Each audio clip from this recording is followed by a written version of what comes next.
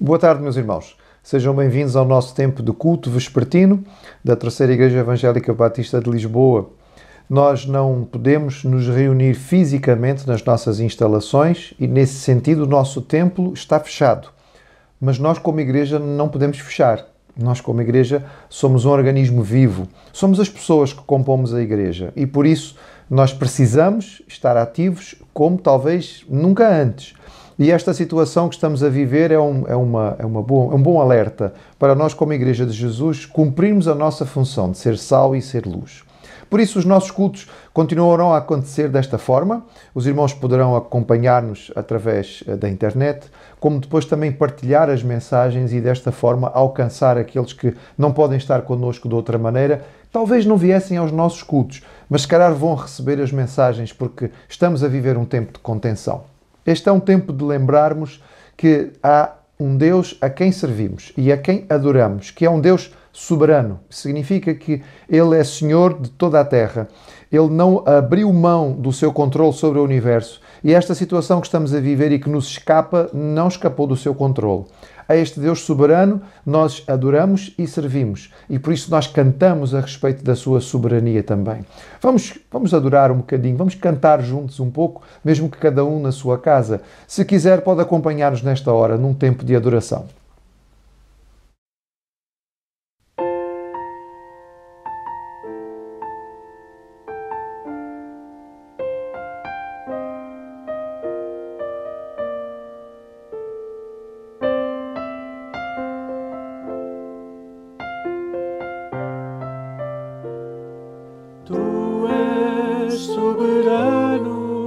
Sobre a terra, sobre os céus, tu és Senhor absoluto.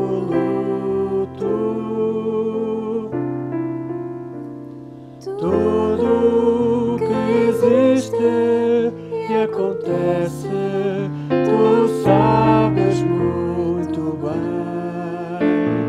Tu és tremendo. E apesar desta glória que tens, tu te importas comigo também. E esse amor tão grande eleva-me, amarra-me a ti. Tu és tremendo.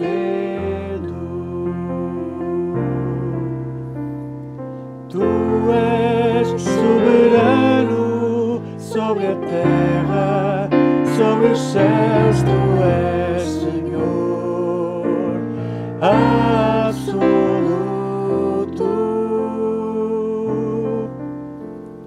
Tudo que existe e acontece, tu sabes muito bem.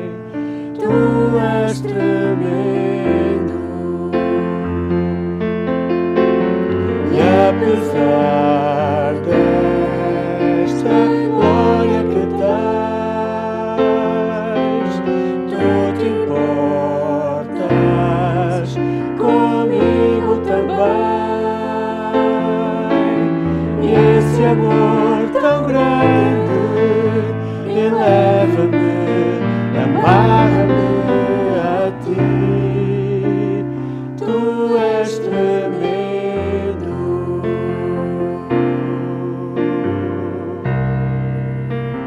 Tu és tremendo.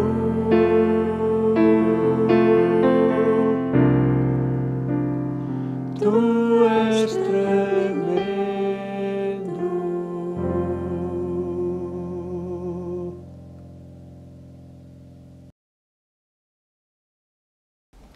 Os cristãos que creem na palavra de Deus, na Bíblia, gostam de afirmar e repetir que Deus, o Deus a quem servimos, o Deus a quem amamos, o Deus em quem cremos, é um Deus soberano.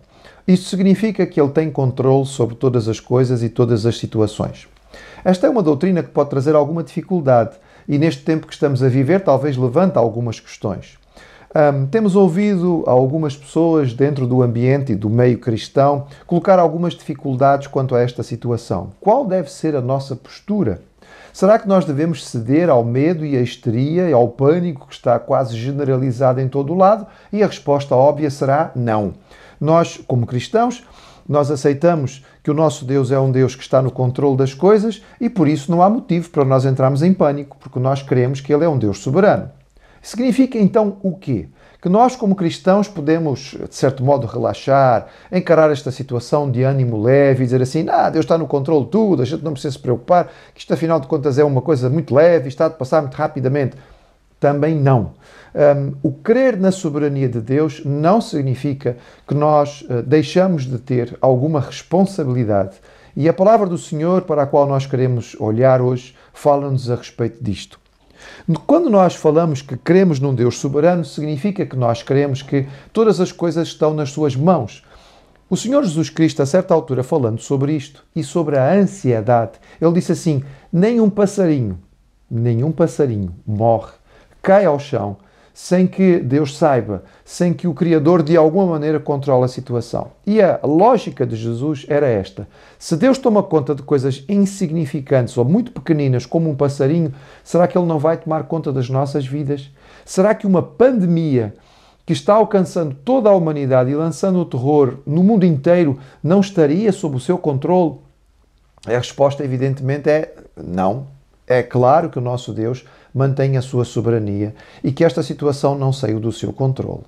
Quando nós dizemos isto, nós precisamos pensar em alguns aspectos claros daquilo que é o nosso Deus.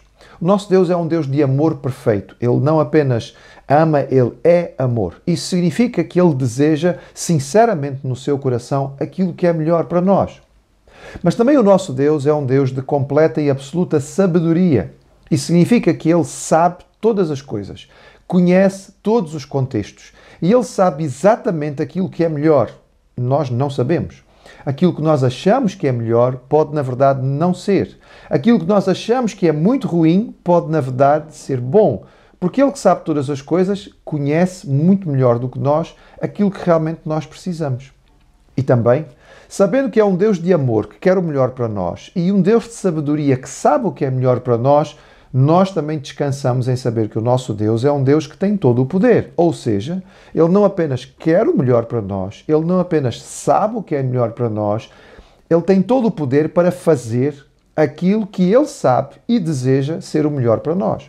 E com esta afirmação, nós podemos realmente descansar em que o nosso Deus não perdeu o controle das coisas, mas tudo aquilo que está a acontecer, está a alcançar-nos a nós, está a alcançar a humanidade de um modo geral, não saiu do controle do nosso Deus, mas Ele continua sendo o Deus soberano. Dizendo isto, significa que nós, como crentes, não temos nenhuma responsabilidade? Será que não existe nada que nós possamos fazer em relação a esta situação? E eu queria olhar consigo para a palavra de Deus e pensar em alguns exemplos bíblicos para nós percebermos que, afinal de contas, apesar de tudo isto, nós temos, sim senhor, alguma responsabilidade e ela está nas nossas mãos. O primeiro exemplo que eu queria dar e que todos nós conhecemos é da vida do rei Davi. Davi foi ungido por Deus para se tornar o rei de Israel. O contexto era um contexto em que o rei de Israel era Saul, um rei ungido por Deus. Mas um rei que tinha desobedecido a Deus de forma sistemática, um rei que por causa da sua desobediência tinha sido rejeitado por Deus. E o Senhor então mandou que o profeta Samuel fosse até a casa de Jessé, em Belém, e ungisse um de seus filhos. E chegando lá, Deus mostrou que era Davi, o mais jovem deles, e Davi foi ungido como novo rei de Israel. Isto significa que ele imediatamente tomou o poder? Não. Ele imediatamente sentou no trono? Não. Iam-se passar bastantes anos até que Davi se tornasse rei. Mas Davi confiava em Deus? Sem dúvida. Ele é o autor de salmos em que ele diz que Deus é o nosso pastor. Ele é aquele que fez um salmo em que diz: o Senhor é o nosso refúgio. Ele é aquele que é a nossa fortaleza. Ele é o nosso escudo, aquele em que nós podemos confiar de forma absoluta. Significa então que Davi tinha total confiança em Deus. Ótimo, que bom. Então nada correu mal na vida de Davi? Não foi bem assim. Nós sabemos que Davi passou por muitas tribulações e em relação ao rei, ao rei Saul, nós sabemos que a certa altura Saul ficou com tanta inveja, tanto ciúme, tanta raiva de Davi, que o tentou matar. E qual foi então a posição de Davi? Ele respondeu: Deus é o meu refúgio, eu tenho plena confiança nele, então se Saul quer me matar, não preciso me preocupar com isto, porque Deus vai me guardar e vai me proteger. Bem, ele realmente confiava no Senhor, mas o texto bíblico diz que ele tomou providências para escapar daquilo que era o risco de ser morto por Saul. Isso significa que Davi fugiu da cidade onde Saul estava. Isso significa que ele andou pelo campo, guardando em locais desertos, habitando em cavernas. Ele chegou ao ponto de ir para o território inimigo e estar entre os filisteus. Pergunta, ele não confiava em Deus? Claro que confiava. Então por que ele fez isto? Porque ele confiava em Deus, mas sabia que tinha uma responsabilidade. Aquilo que estava na sua mão fazer, Deus não iria fazer e, portanto, ele tinha que fazer. Isso significa que Davi tinha a noção de uma mistura de confiança e prudência. Ele cria em Deus, mas ele também sabia que havia coisas que eram da sua responsabilidade fazer. Este é um princípio bíblico que aparece muitas vezes. E eu quero olhar convosco para dois textos, duas hipóteses bíblicas, duas histórias bem conhecidas, uma do Antigo, outra do Novo Testamento, que nos mostram exatamente isto. Começamos pelo Novo Testamento. O apóstolo Paulo, personagem extraordinariamente conhecido por nós e que nós temos como grande exemplo. Atos, capítulo 27, nos conta a respeito de um episódio muito difícil da vida de Paulo. Paulo está numa viagem em que ele é prisioneiro, ele já passou 2 anos na prisão em Cesareia e agora está sendo levado como prisioneiro para Roma, porque ele apelou para poder ser ouvido pelo imperador, por César. No caminho, nesta viagem pelo mar Mediterrâneo, Paulo vai passar por a situação extraordinariamente difícil de um naufrágio. O navio onde ele está vai naufragar e, portanto, Paulo corre risco de vida tremendo e imediato. Não só ele, mas todas as pessoas que estão com ele. Ora, Paulo tinha confiança de que Deus ia protegê-lo. Ele tinha esta confiança, em primeiro lugar, porque ele confiava em Deus e sabia que Deus o guardava. E em segundo lugar, porque ele teve uma revelação específica de Deus, dizendo que o ia guardar no meio daquela tribulação. Nós lemos isso em Atos capítulo 27, versículo 23, diz assim: Porque esta mesma noite, isto é Paulo falando aos seus companheiros de navio, esta mesma noite, o anjo de Deus, de quem eu sou e a quem sirvo, esteve comigo, dizendo: Paulo, não temas.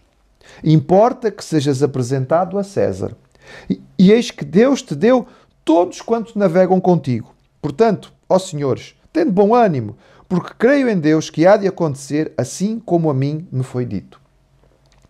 Paulo está a dizer aos seus companheiros de navio o seguinte: olha, vocês estão com medo que o navio naufrague, mas fiquem tranquilos, não vamos naufragar.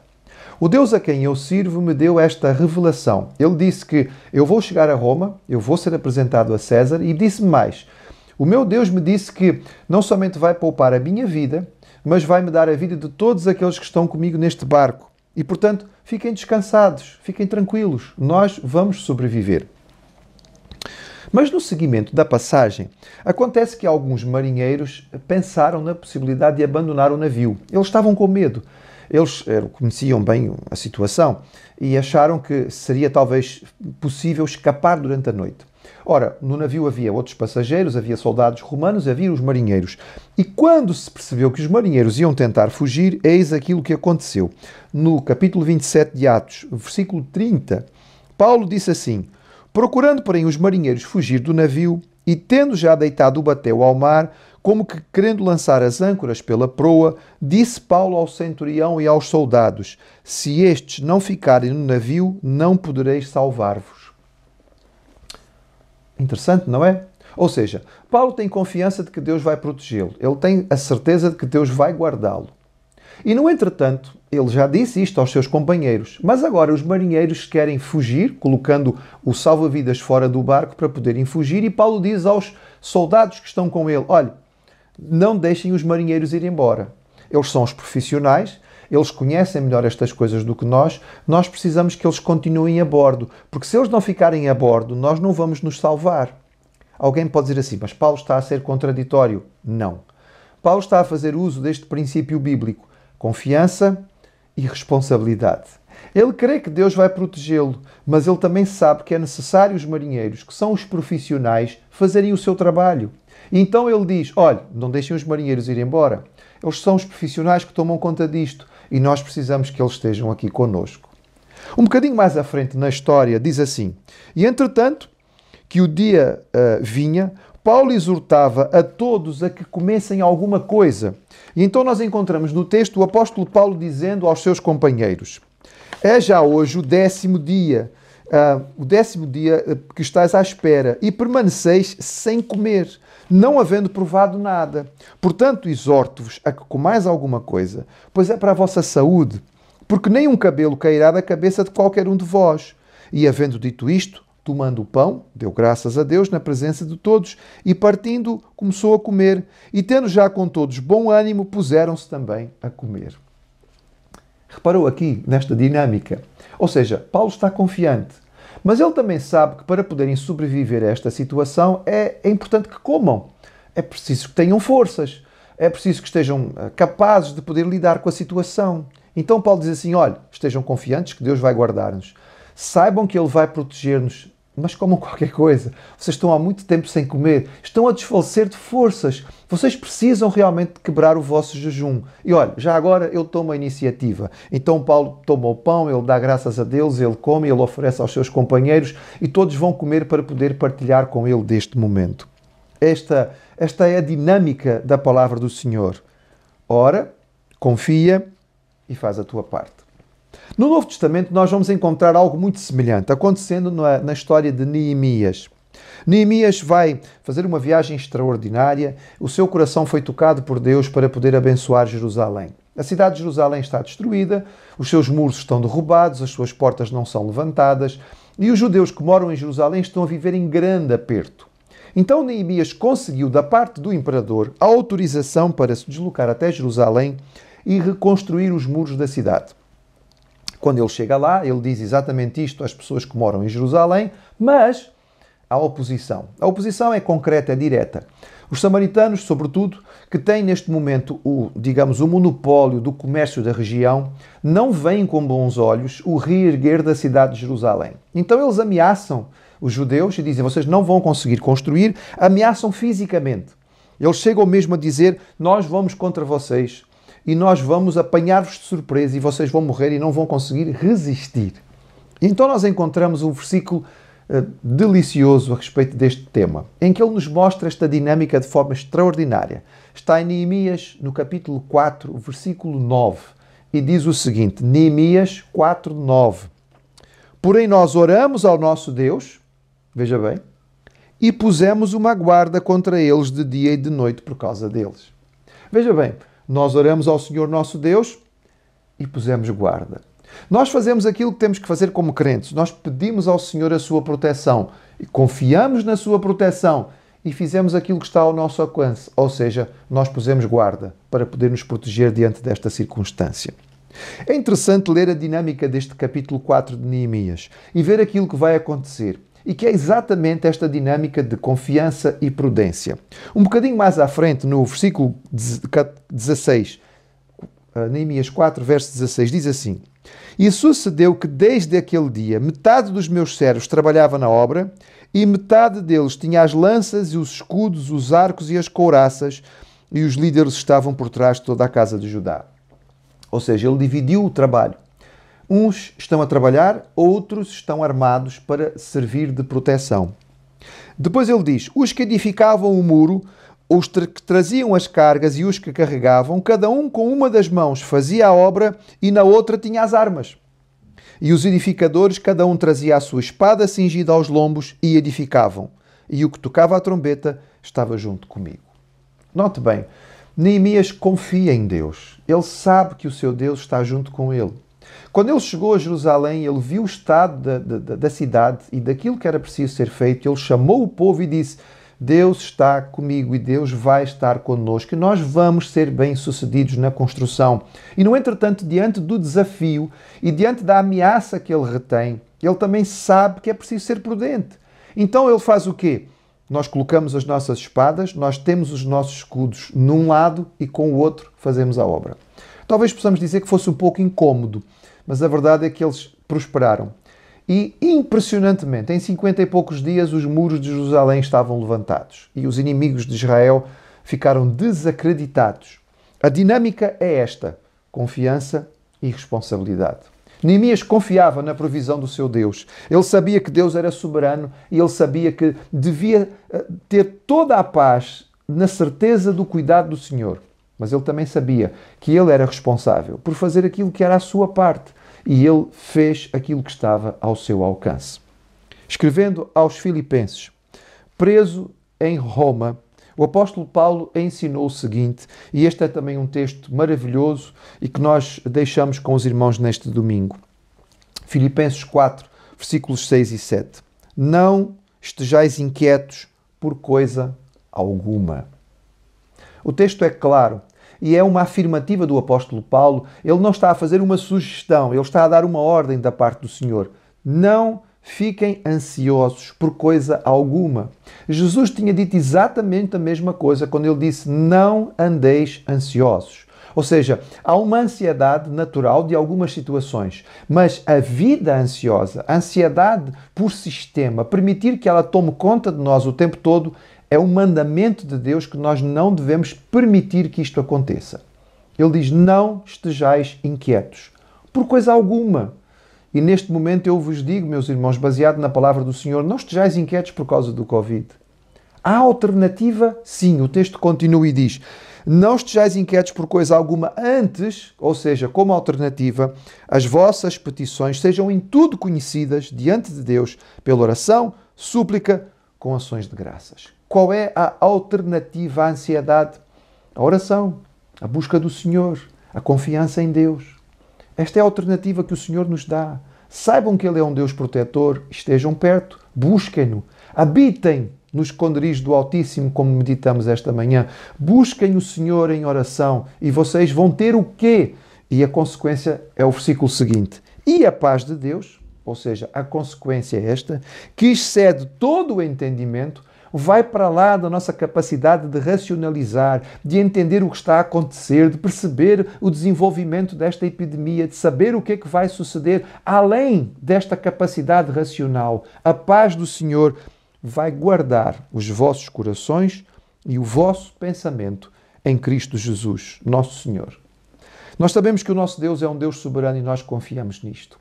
A sua paz vai ultrapassar a nossa capacidade de racionalizar a situação quando nós confiarmos nele e entregarmos nas suas mãos.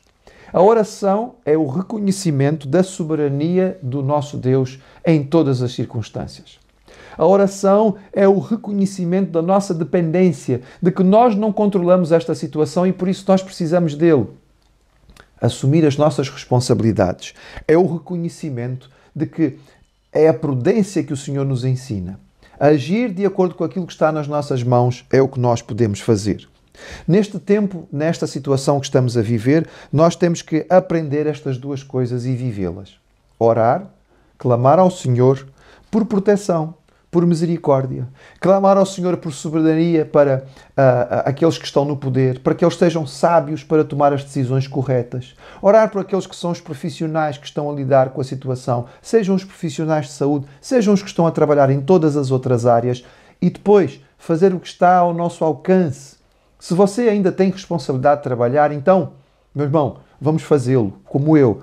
Sou profissional de saúde, preciso dar a minha contribuição e naquilo que eu puder, eu vou estar ajudando.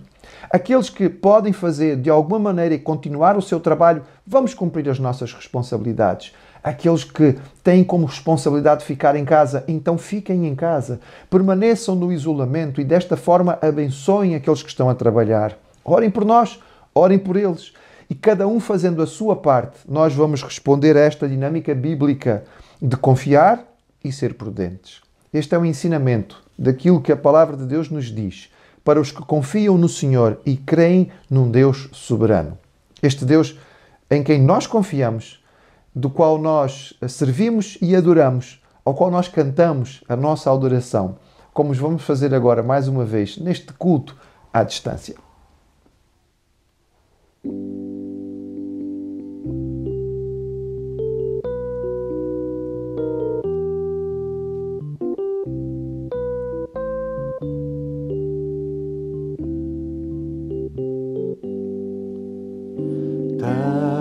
Na tua vida, 1000 problemas a enfrentar.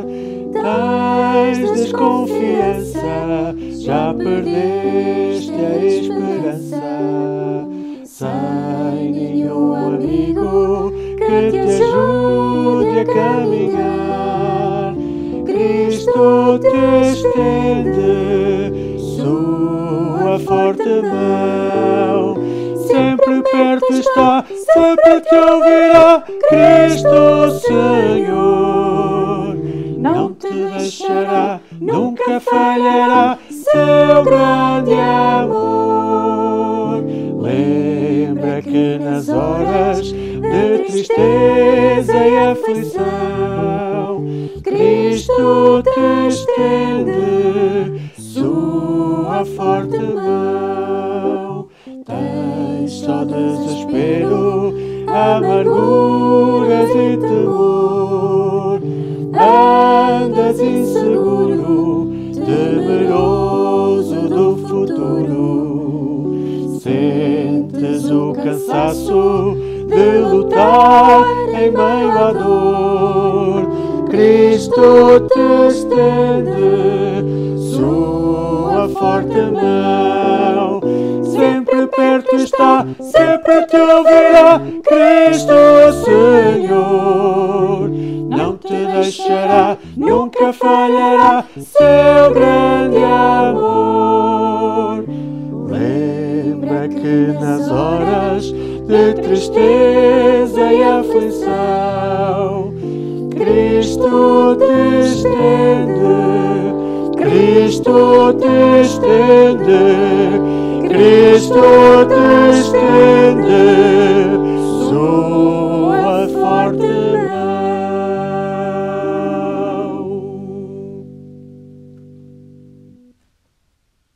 Que bom que nós podemos estar juntos, mesmo que desta maneira um pouco diferente.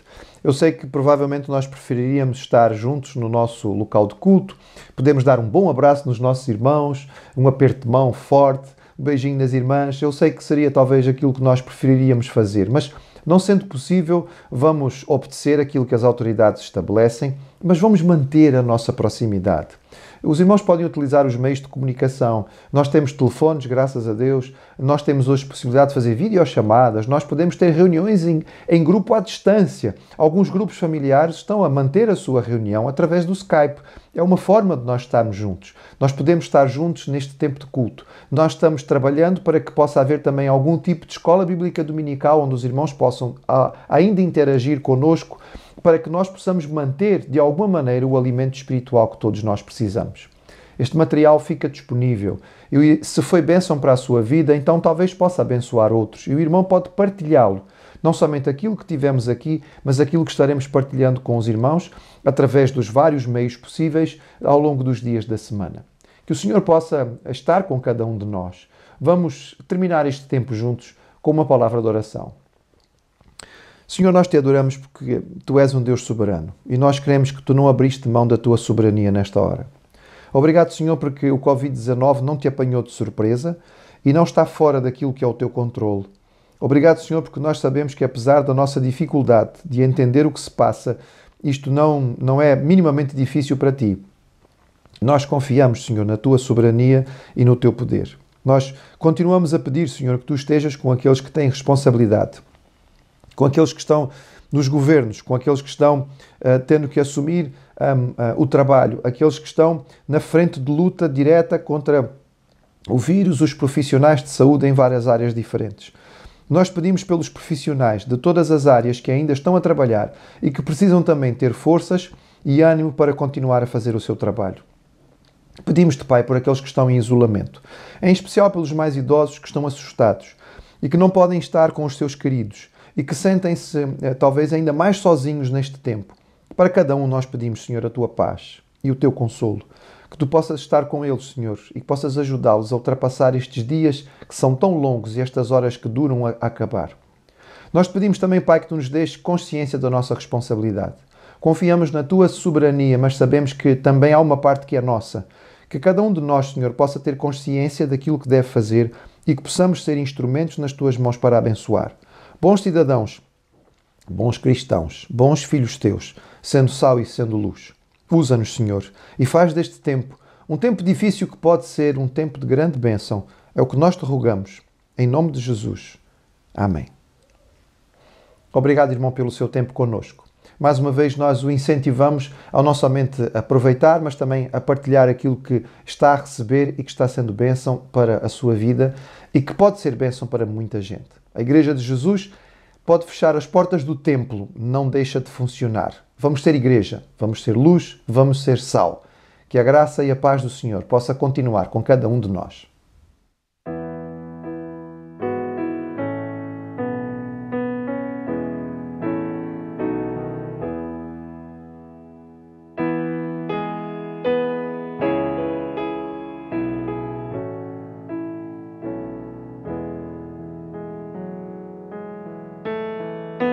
Sê minha vida, ó Deus de poder, que eu nunca perca a visão do teu ser. Se é noite ou dia, tu és minha luz, tua presença meus passos conduz.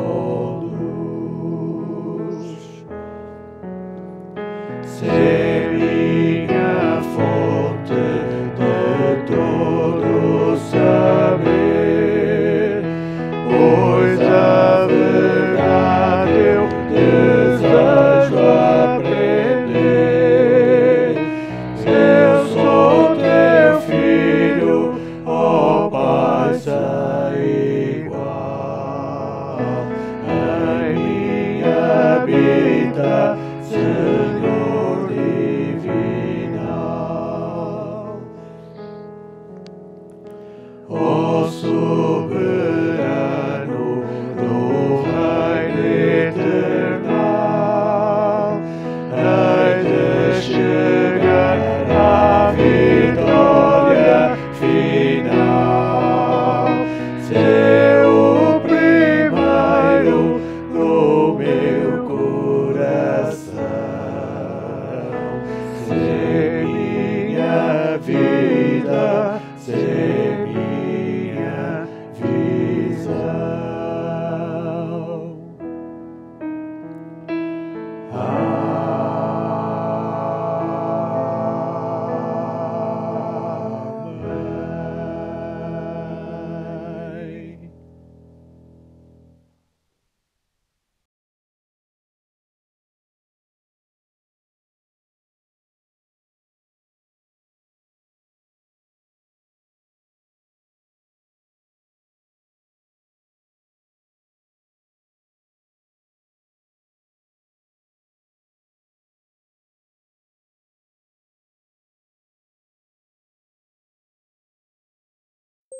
Amém.